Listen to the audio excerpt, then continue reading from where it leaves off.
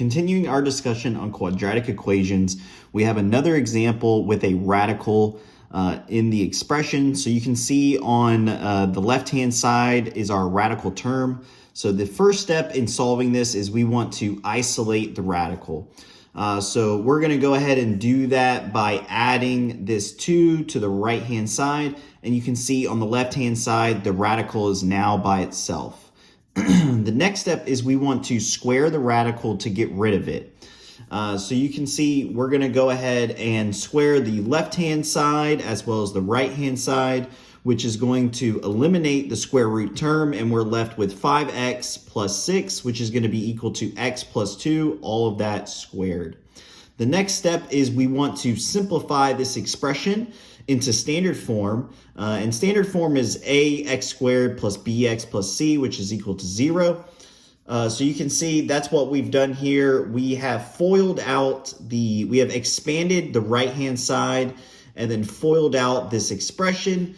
And then after simplifying the right-hand side, we moved the left-hand side over to the right-hand side, and we're left with x squared minus x minus 2, which is equal to 0. The next step in solving this example problem is we want to factor and simplify this expression.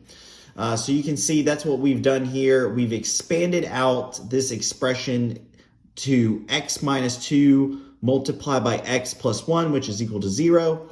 And so our x values for this example problem are 2 as well as -1.